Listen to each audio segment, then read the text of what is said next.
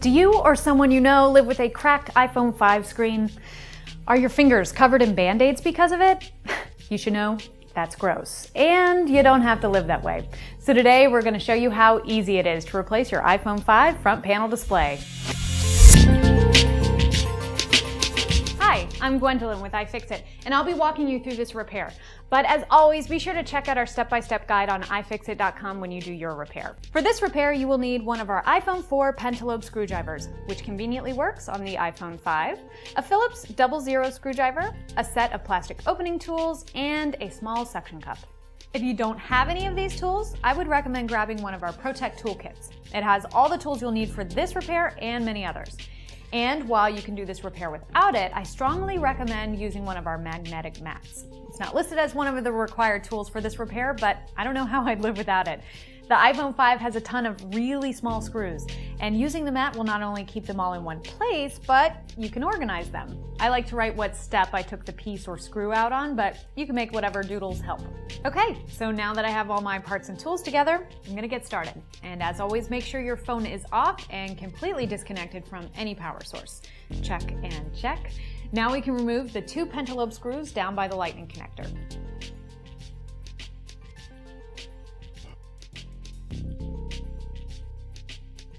Okay. With those screws out, we're going to use our small suction cup to help us lift up the front panel. You're going to want to place this right above the home button. And once you've got it on there nice and tight, gently pull up to separate the front panel of the rear case. I personally found this to be the most difficult part of the repair. There's several clips around the display holding it in place, and they really work. You may have to use more force than you would think, but you only need to open it enough to get the plastic opening tool in. Once you get the tool in there, you're going to want to gently pry the front panel away from the rear case. Start at the bottom and work your way up the sides.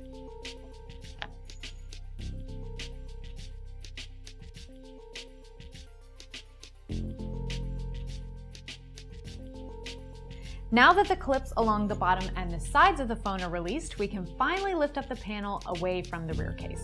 But be careful, there are several cables that connect the display to the phone, and we don't want to damage those.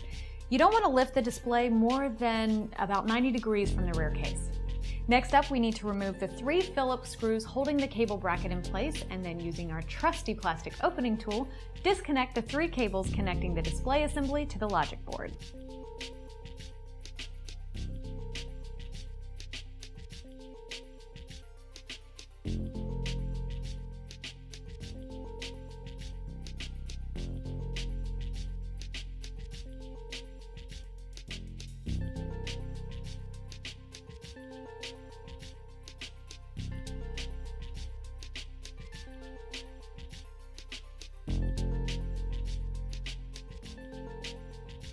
Now that we have the front panel assembly off, we can get to work on taking off all those little pieces attached to the assembly.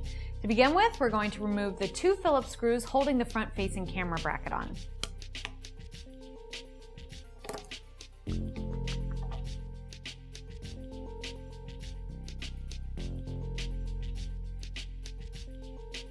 With that bracket off, the earpiece speakers should just lift right off, and with some careful prying, the cable and front-facing camera will come right off after. Moving down to the bottom of the phone, we see the two Phillips screws holding the home button bracket in place.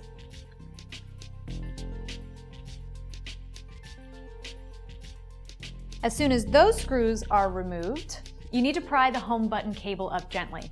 Make sure that you start on the contacts that are on the right and work your way left. Otherwise, you'll risk tearing the cable. If you're having trouble getting your home button or the cables off, the adhesive can be loosened with a little heat from the eye opener.